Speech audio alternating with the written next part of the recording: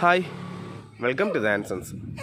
നമ്മുടെ ഫാമിൻ്റെ കുറച്ച് മെയിൻ്റനൻസ് വർക്കുകളും റിനോവേഷൻ വർക്കുകളൊക്കെ വന്നപ്പോഴുള്ള ഇപ്പോഴത്തെ പ്രസൻറ്റ് വിശേഷങ്ങളാണ് കാണിക്കുന്നത്. നമ്മുടെ ഫ്രണ്ട് എൻട്രൻസ് ഓഫീസിൻ്റെ ഇപ്പോഴത്തെ വ്യൂ ആണിത്. നമ്മളിവിടെ ഇപ്പോൾ ചെറിയൊരു ഗാർഡൻ സെറ്റപ്പൊക്കെ ചെയ്ത് കഴിഞ്ഞപ്പോഴത്തേക്കിന് അത് കിളിച്ച് പൂക്കളെല്ലാം കിളിച്ച് വന്നപ്പോഴത്തേക്കിനുള്ളതാണ്. ഈ ഉണങ്ങിയിരിക്കുന്നതെല്ലാം ഹേ ആണ്. നമ്മൾ മുകളിലാണ് ഹേ സ്റ്റോർ ചെയ്യുന്നത്. അപ്പം ഹേ ഇന്ന് രാവിലെ ലോഡ് വന്നപ്പോഴത്തേക്കിന് കുറച്ച് വീണിട്ടുണ്ട്. അതിൻ്റെയാണ് നമ്മൾ ചെറിയൊരു കുജമൊക്കെ സെറ്റ് ചെയ്തിട്ടുണ്ട്. എൻ്റെ കുറേ നാളുകൊണ്ട് ഒരു ഇതായിരുന്നു, എവിടെ വെക്കണം എന്നുള്ളൊരു കൺഫ്യൂഷനുണ്ട്. ഔട്ട് സൈഡ് സാധനം നിന്നാലും പെട്ടെന്ന് കോൾഡ് വാട്ടർ കുടിക്കാനുള്ളത്. നമ്മൾ ഫ്രിഡ്ജിൽ വെക്കുന്നൊരു ശീലമില്ല, വെള്ളം ഫ്രിഡ്ജിൽ വെക്കുന്നൊരു ശീലമില്ലാത്തതുകൊണ്ട് കോൾഡ് വാട്ടർ കുടിക്കേണ്ടുന്നവർക്ക് കുടിക്കാം. നാച്ചുറൽ ഫ്രഷ് വാട്ടറായിട്ട് കുജത്തിൽ നിന്ന് കുടിക്കാം. അതേപോലെ നമ്മുടെ പുതിയൊരു പാഡക്ക് ചെയ്യാൻ വേണ്ടിയിട്ടാണ്, അതായത് കുതിരയ്ക്ക് വേണ്ടിയിട്ട് പുതിയൊരു പാഡക്ക് പണിയാൻ വേണ്ടിയിട്ട് ഇവിടെയെല്ലാം നമ്മൾ ലെവൽ ചെയ്തിരിക്കുകയാണ്.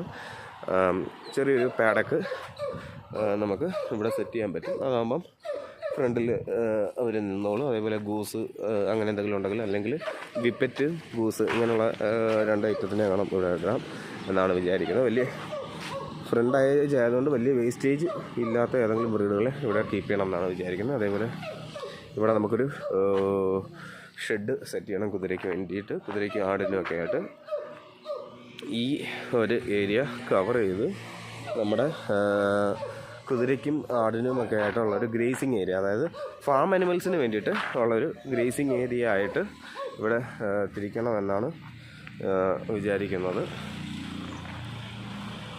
നമ്മുടെ കാർ ഷെഡിനോട് ചേർന്ന് പുതിയ കേജുകൾ നമ്മൾ സെറ്റ് ചെയ്തിട്ടുണ്ട്. ഇത്രയും ഡിസ്റ്റൻസിൽ നമ്മൾ ഒരു എൻട്രൻസ് വിട്ടതിന് ശേഷം ഉള്ള സ്പേസ് കേജുകൾ പുതുതായിട്ട് പണിഞ്ഞിട്ടുണ്ട്. അതിൻ്റെ പണി പൂർത്തിയായിട്ടില്ല, ഇവിടെ ഇപ്പം നടന്നുകൊണ്ടിരിക്കുന്നേ ഉള്ളൂ. നമ്മുടെ പഴയ കേജുകൾ അവിടെ 5 എണ്ണം ഉണ്ടായിരുന്നു. അത് കഴിഞ്ഞിട്ടുള്ളത് നമ്മളൊരു 5 എണ്ണം കൂടെ ഇപ്പം സെപ്പറേറ്റ് ചെയ്തു. അത് 5 അല്ല, നമുക്ക് അതിൽ കൂടുതൽ ചെയ്യാമായിരുന്നു. പക്ഷേ നമ്മളത് സൈസ് ചെറുതാക്കി 5 എണ്ണമാക്കിയാണ് ചെയ്തിരിക്കുന്നത്. സൈസ് വലുതാക്കി, കാര്യം കൂടുകളുടെ എണ്ണം കൂട്ടാതെ. ഇത് നമുക്ക് ട്രീറ്റ്മെൻറ്റ് ഗേജുകളാണ് നമ്മൾ ഈ ഭാഗത്ത് ഉദ്ദേശിക്കുന്നത്. പബ്ലിക്കിൻ്റെ ഇൻട്രാക്ഷൻ ഇല്ലാത്തൊരു ഏരിയയിലായിട്ട് ട്രീറ്റ്മെൻറ്റ്, അതേപോലെ ബ്രീഡിങ് കാര്യങ്ങൾക്ക് വേണ്ടിയിട്ടാണ്. നമ്മൾ നേരത്തെ ഉപയോഗിച്ചിരുന്ന ഡോറുകളെല്ലാം മാറ്റി. അറിയാം, എല്ലാവർക്കും കഴിഞ്ഞ പ്രീവിയസ് വീഡിയോസിലൊക്കെ കാണുമ്പോൾ അറിയാം, ഡോറുകളെല്ലാം റസ്റ്റ് ചെയ്യായിരുന്നു. അപ്പോൾ അതെല്ലാം മാറ്റി നമ്മൾ നാച്ചുറലായിട്ടുള്ളൊരു ബ്രീഡിങ് സെറ്റപ്പാണ് എല്ലാവർക്കും ചെയ്തു കൊടുക്കുന്നത്. അപ്പം ഇതേപോലെയാണ് ഒരു കേവ് സെറ്റുണ്ട്. അപ്പം അപ്പുറത്തെ സൈഡിൽ കുഞ്ഞുങ്ങൾക്ക് ഉള്ള റൂമും, ഇവിടെ പാരൻറ്റിനുള്ള ഫുഡും വെള്ളവും എല്ലാം വെക്കും. അവർക്ക് ഇൻ കേസ് ഓഫ് എമർജൻസി അവർക്കൊന്ന് ടോയ്ലറ്റ് ചെയ്യണമെങ്കിൽ അവിടെ ചെയ്യാം. കാര്യം ബ്രീഡിങ് ടൈമിൽ അവരുടെ മോഷൻ ഔട്ട് ഓഫ് ടൈം ആയിരിക്കും. യൂഷ്വലി ചെയ്യുന്ന ടൈമിങ്ങിലൊന്നും അവർക്ക് ചിലപ്പോൾ അത് സാധിച്ചൊന്നും വരത്തില്ല. അപ്പം നമ്മൾ ആ കാര്യങ്ങൾ ഉൾക്കൊണ്ടുകൊണ്ടാണ് നമ്മുടെ കേജിങ് രീതികൾ, എൻ്റെ ഇത്രയും വർഷത്തെ ഒബ്സർവേഷൻ കാര്യങ്ങൾ കൊണ്ടാണ് നമ്മളിതെല്ലാം ചെയ്തിരിക്കുന്നത്. അതേപോലെ ലൈറ്റിംഗ്, ഇലക്ട്രിക്കൽ സെറ്റപ്പ് എല്ലാം ഈ കേജിനകത്താണ് ചെയ്തിരിക്കുന്നത്. അപ്പോൾ ഈ കേജിലാണ് നമ്മൾ ഹീറ്റിംഗ് ബൾബ് കീപ്പ് ചെയ്യുന്നത്. അതേപോലെ നേരത്തെ ഇവിടെയെല്ലാം എയർ ഹോളുകൾ നമ്മൾ സെറ്റ് ചെയ്തിട്ടുണ്ടായിരുന്നു. നമ്മുടെ ഈ പ്രോപ്പർട്ടിയുടെ ഒരു ഗാർഡിങ് പർപ്പസും എല്ലാം ഉദ്ദേശിച്ചായിരുന്നു നേരത്തെ നമ്മളിവിടെ കിണൽ സെറ്റ് ചെയ്തിരുന്നത്. അത് പൂർണ്ണമായിട്ടും മാറ്റി ഇവിടെ ഇപ്പം ട്രീറ്റ്മെൻറ്റും ബ്രീഡിങ് അങ്ങനെയുള്ള കാര്യം. ട്രീറ്റ്മെൻറ്റ് ടൈമിൽ മാത്രം ഡോഗ്സിന് ഇവിടെ കീപ്പ് ചെയ്യണം. അപ്പം വേറെ ഔട്ട്സൈഡ് ജസ്റ്റേഴ്സ് ഒന്നും അവരെ ബാധിക്കാൻ പാടില്ല. അവർ വേറെ ഒന്നും കാണാതെ ഈ ഫ്രണ്ട് വീലിലേക്ക്, ഈ ഗ്രൗണ്ടിലേക്ക് നമ്മൾ വേറെ ആരെയും കയറ്റാറില്ല. അപ്പോൾ അതുകൊണ്ട് തന്നെ ഈ ഗ്രൗണ്ടിലേക്ക് മാത്രമുള്ള വ്യൂ നമ്മുടെ വീട്ടുകാർക്ക് മാത്രം കാണാൻ പറ്റുന്ന രീതി. അതേപോലെ എനിക്ക് നൈറ്റിലാണെങ്കിലും വീട്ടിനകത്ത് നിന്ന് തന്നെ എല്ലാ കാര്യങ്ങളും ഒബ്സർവ് ചെയ്യാൻ പറ്റുന്ന ഒരു രീതിയിലാണ് നമ്മളിത് അറേഞ്ച് ചെയ്തിരിക്കുന്നത്. അപ്പം അവിടെ അത് കഴിഞ്ഞിട്ട് ഇതെല്ലാം ട്രീറ്റ്മെൻറ്റ് കേജസാണ്. അതേപോലെ നേരത്തെ നമുക്കൊരു ഡ്രോബാക്ക് ഉണ്ടായിരുന്നു. നമ്മുടെ ഡ്രെയിനേജ് സിസ്റ്റം PVCയുടെ പാത്തിയായിരുന്നു നമ്മൾ യൂസ് ചെയ്തിരുന്നത്. അപ്പോൾ അത് മാൽനൂസുകളൊക്കെ എപ്പോഴും പ്രശ്നമുണ്ടാക്കും. അതേപോലെ ഈ രണ്ട് കൂടുകൾ തമ്മിലുള്ള പാർട്ടീഷനും 5 ഫീറ്റ് ഹൈറ്റ് കഴിഞ്ഞിട്ട് പിന്നെ 1 ഫീറ്റ് നമ്മൾ ഗ്യാപ്പ് ഇട്ടിരുന്നു. എയർ ട്രാൻസ്പാഷന് വേണ്ടിയിട്ടാണ്, എയർ അങ്ങോട്ടും ഇങ്ങോട്ടും ഓടിപ്പോകാൻ വേണ്ടിയിട്ടാണ് നമ്മളങ്ങനെ ചെയ്തത്. പക്ഷേങ്കിൽ മാൽനൂസുകൾ അടങ്ങി ഒതുങ്ങിയിരിക്കുന്ന ഒരു ബ്രീഡല്ല, കാണുന്നുണ്ടല്ലേ, അവരുടെ ഇതിൽ കൂടെ ചാടി അപ്പുറത്ത് കയറി അപ്പുറത്ത് കിടക്കുന്ന ഡോഗ്സിനെ ബൈറ്റ് ചെയ്യുക ഒക്കെ ഉള്ള ഒരു പ്രശ്നം ഉണ്ടായിരുന്നു. വിപ്പറ്റുകളും അതേപോലെ ഹൗണ്ട് ബ്രീഡല്ലേ, അവരും ചാടി പോകുമായിരുന്നു. അപ്പം അതിന് വേണ്ടിയിട്ടാണ് നമ്മൾ അപ്പുറത്ത് അയൺ കേജസ് അവരെ ഇടാൻ വേണ്ടിയിട്ട് മാത്രം പിന്നെ അയൺ കേജ് പണിയേണ്ടിയൊക്കെ വന്നു. അപ്പം ട്രീറ്റ്മെൻറ്റ് ടൈമിലൊന്നും അവരെ ഇവിടെ നമുക്ക് ഇടാനും പറ്റത്തില്ല. അപ്പം അതേപോലെ ഓട കടിച്ച് മാന്തുന്ന ഒരു ദൃശ്യം ഉണ്ടായിരുന്നു. അപ്പോൾ അതെല്ലാം നമ്മൾ മാറ്റി ഈ കേജിൻ്റെ അകത്ത് ഉള്ള രീതികൾ ഈ അങ്ങേയറ്റം മുതൽ ഇവിടം വരെ വന്ന് നമ്മുടെ പഴയ കേജ് ഇവിടം വരെ ആയിരുന്നു. അതിനിപ്പുറത്തേക്ക് നമ്മൾ ഒരു 6 ഫീറ്റിൻ്റെ ഒരു വലിയ കേജും കൂടെ സെറ്റ് ചെയ്തു. കാര്യം നമുക്കിപ്പം ബെൽജിയം മാസ്റ്റിഫ് എന്ന് പറയുന്ന ഒരു പുതിയൊരു ബ്രീഡിനെ കൂടെ നമ്മളിപ്പം അക്കോമഡേറ്റ് ചെയ്തിട്ടുണ്ട്. അപ്പം ബെൽജിയം മാസ്റ്റിഫ്, സെൻറ്റ് ബെർണാർഡ് പോലത്തെ വലിയ ഡോഗ്സ് വന്നു കഴിഞ്ഞാൽ നമുക്ക് നേരത്തെ ചെയ്തിരുന്നതെന്ന് വെച്ചാൽ നമ്മൾ നമ്മുടെ ദേവുവിൻ്റെ റൂമിനകത്തായിരുന്നു കീപ്പ് ചെയ്തിരുന്നത്. അവിടെ അതിനകത്ത് തന്നെ ഫാനും ഫെസിലിറ്റിയൊക്കെ ഉണ്ടായതുകൊണ്ട് നമ്മൾ അതിനകത്തായിരുന്നു കീപ്പ് ചെയ്തിരുന്നത്. ഇപ്പം വലിയ ബ്രീഡുകൾ വന്നു കഴിഞ്ഞാൽ നമുക്ക് ഇവിടെ കീപ്പ് ചെയ്യാം. അതുപോലെ ഇവിടെ ഒരു മൊത്തത്തിൽ ഇപ്പോൾ ഒരു 5 കേജ് നമ്മൾ വലിയ കേജുകൾ സെറ്റ് ചെയ്തിട്ടുണ്ട്.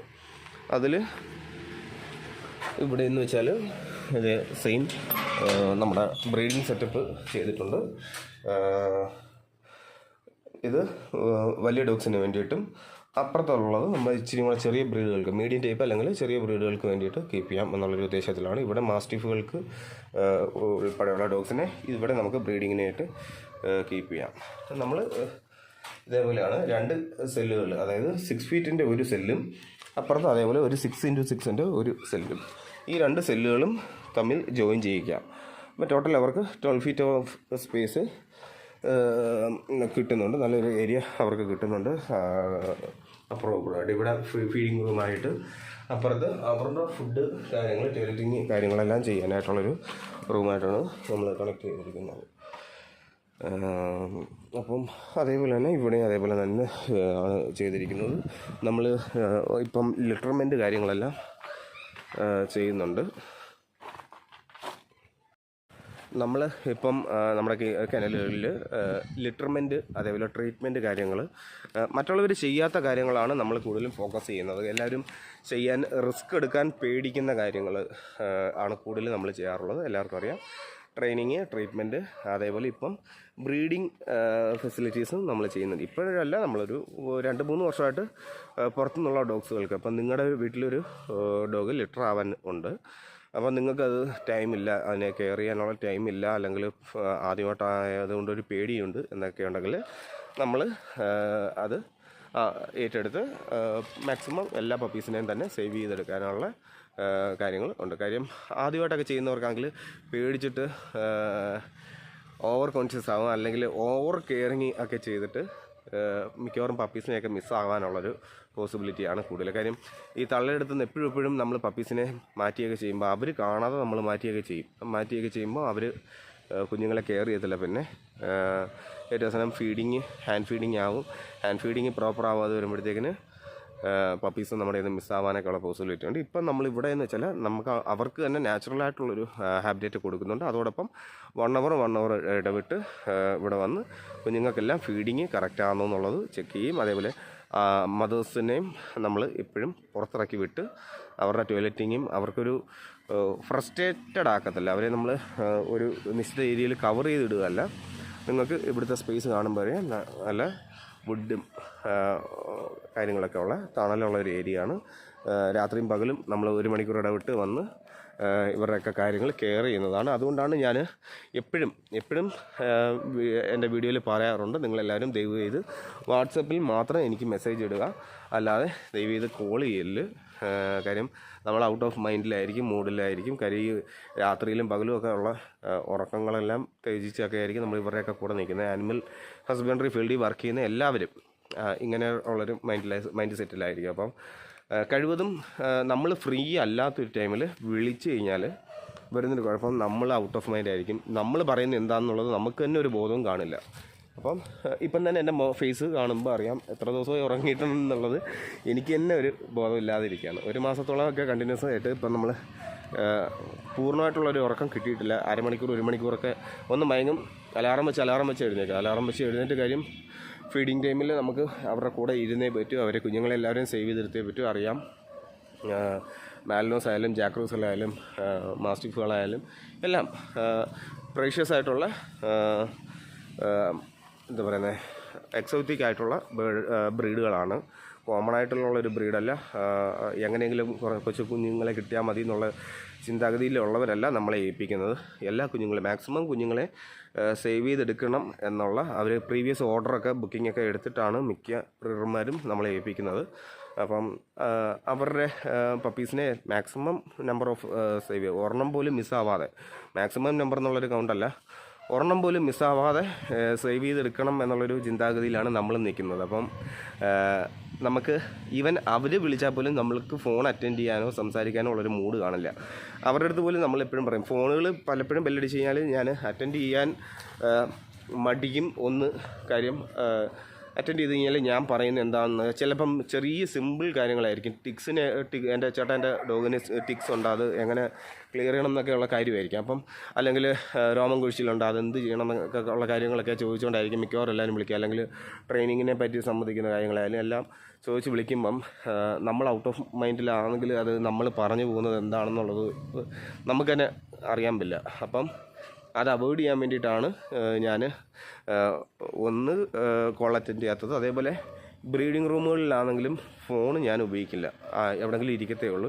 ഇതേപോലെ വല്ലപ്പോഴും വീഡിയോ എടുക്കാനോ അല്ലെങ്കിൽ വാട്സപ്പ് ഫ്രീ ടൈമിലാണെങ്കിൽ മിക്കവാറും മോനും കൂടെ ഒക്കെ ഉണ്ടെങ്കിൽ പിന്നെ പാടാ ഫോൺ യൂസിങ്ങൊക്കെ.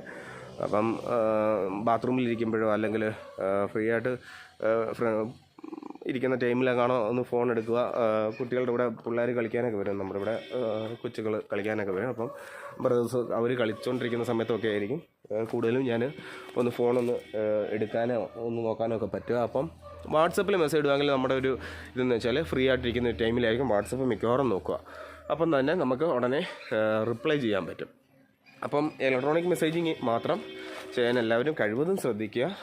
അതാണ് ഞാൻ എപ്പോഴും എല്ലായിടത്തും പറയാറുള്ളതും. അല്ലാത്ത ടൈം എന്താ പറയുന്നത് ഫ്രീ ടൈം ആണെങ്കിൽ മാത്രമേ നമുക്ക് ഇതേപോലെ അറ്റൻഡ് ചെയ്തോ ഒന്ന് സംസാരിക്കാനോ ഒക്കെ പറ്റുകയുള്ളൂ. അപ്പോൾ എല്ലാവരും ഇലക്ട്രോണിക് മെസ്സേജിങ്ങിലായിരിക്കും എന്ന് വിശ്വസിക്കുന്നു. ഇന്നത്തെ നമ്മുടെ ഇവിടുത്തെ കേജുകളുടെ സെറ്റപ്പിൻ്റെ കാര്യങ്ങൾ നിങ്ങൾക്ക് എല്ലാവർക്കും ഇഷ്ടപ്പെട്ടു എന്ന് കരുതുന്നു. അതേപോലെ ഇവിടെയും പൂർണ്ണമായിട്ടും നമ്മൾ ഫെൻസ്ഡ് ഒരു ഏരിയ ആണ്. ഇവിടെ നമ്മൾ അറ്റ് എ ടൈം തന്നെ കുറച്ച് ഡോഗ്സുകൾക്ക് അവിടെ ഒരു സെല്ല് നമ്മൾ ക്രിയേറ്റ് ചെയ്തിട്ടുണ്ട്. പല പല സെല്ലുകളായിട്ട് അവിടെ ഇവിടെയൊക്കെ ആയിട്ട് നമ്മൾ ചെയ്തിട്ടുണ്ട്. ആ സെല്ലുകളിൽ ഓരോരുത്തർക്കും ഇൻഡിവിജ്വലായിട്ട് ടോയ്ലറ്റിങ്ങും കാര്യങ്ങളും എല്ലാം ചെയ്യാനുള്ള സെറ്റപ്പുകളെല്ലാം അറേഞ്ച് ചെയ്തിട്ടുണ്ട്. അതേപോലെ അപ്പുറത്ത് നമ്മുടെ ഇതിലേക്കൂടെ തന്നെ 2 എൻട്രൻസ് നമ്മൾ കൊടുക്കാൻ ഉദ്ദേശിക്കുന്നുണ്ട്. പ്ലാനിങ് എല്ലാം പൂർണ്ണമായിട്ടില്ല. ഇങ്ങോട്ട് ഒരു എൻട്രൻസ് ഇട്ട് അവിടെയും നമുക്ക് ടോയ്ലറ്റിങ്ങിന് കുറച്ച് ഡോഗ്സിനെ വിടാം. കാര്യം പാരൻറ്റ് സ്റ്റോക്കുകളെ നമ്മൾ കുഞ്ഞുങ്ങൾക്കെല്ലാം മെഡിസിൻ കൊടുക്കുക, അല്ലെങ്കിൽ ഡെയിലി എല്ലാ കുഞ്ഞുങ്ങളുടെയും വെയിറ്റ് നോക്കിയൊക്കെ ചെയ്യുന്ന സമയത്താണ് കൂടുതലും നമ്മൾ എന്താ പറയുക ഓരോ ഡോഗ്സിനെയും ടോയ്ലറ്റിങ്ങിനായിട്ട് അയച്ചു വിടുന്നത്. അപ്പോൾ ഈ ഒരു ഏരിയയിൽ നമുക്ക് വിടാൻ പറ്റും. പക്ഷേ നമ്മുടെ പറമ്പിലിപ്പം സത്യം പറഞ്ഞാൽ ഒരു കൃഷിയും നടക്കുന്നില്ല. ഫാം എന്നൊക്കെ പറഞ്ഞിട്ട് ഒരു കൃഷിയും ഇപ്പം ചെയ്യാൻ പറ്റുന്നില്ല. കാര്യം ആനിമൽസ് എല്ലാം തിന്ന് കിടക്കും. നമ്മുടെ ദേവുവിൻ്റെ കാര്യം തന്നെ പറയുകയാണെങ്കിൽ ഒരു വാഴയോ തെങ്ങും തൈ വെച്ചാൽ പോലും ഞാൻ 10,000 രൂപയുടെ തെങ്ങും തൈ മേടിച്ച് കൊണ്ടുവച്ചിട്ട് അതെല്ലാം നശിപ്പിച്ചു. ഞാൻ കുഴിയെടുക്കാൻ മടി കാരണം JCB വിളിച്ചിട്ടാണ് എല്ലാത്തിനും കുഴിയെടുത്തത്. അത്രയും തെങ്ങും തൈയും ഈ വർഷത്തേക്കിനും ഇല്ല. 3 വർഷം കൊണ്ട് കായ്ക്കുന്ന തെങ്ങായിരുന്നു. അത് 1 വർഷം പോലും നേരെ പിന്നെ നിന്നില്ല എന്നുള്ളതാണ് വാസ്തവ. അപ്പോൾ അതേപോലെ നിൽക്കുന്നതുകൊണ്ട് ഈ ഒരു ഏരിയയിലെങ്കിൽ കവർ ചെയ്ത് ഈ കനാലിൻ്റെ ഏരിയ മാത്രമെങ്കിലും കുറച്ച് വാഴയോ അങ്ങനെ എന്തെങ്കിലുമൊക്കെ കാര്യങ്ങളൊന്ന് വെച്ചാൽ കൊള്ളാമെന്നുണ്ട്. അപ്പോൾ ഈ ഒരു ഏരിയ കവർ ചെയ്തിരിക്കുന്നതുകൊണ്ട് ഇവിടെ വേറെ ജസ്റ്റേഴ്സ് ഒന്നും വരത്തില്ല എന്നുള്ളൊരു ധാരണയിലാണ് അങ്ങനെ ചെയ്യാൻ പ്ലാൻ ചെയ്യുന്നത്. എനിവേ നമ്മുടെ ഇവിടുത്തെ കേജുകളുടെ എല്ലാം പണിയെല്ലാം കഴിയുമ്പോഴത്തേക്കിന് വീണ്ടും നമുക്കൊരു വീഡിയോ കാണാം. Till then bye, stay tuned. നമ്മുടെ ചാനൽ സബ്സ്ക്രൈബ് ചെയ്തിട്ടില്ലാത്തവരെങ്കിൽ തീർച്ചയായിട്ടും ചാനൽ സബ്സ്ക്രൈബ് ചെയ്യുക, സപ്പോർട്ട് ചെയ്യുക. അടുത്ത വീഡിയോയിൽ കാണാം. ബൈ.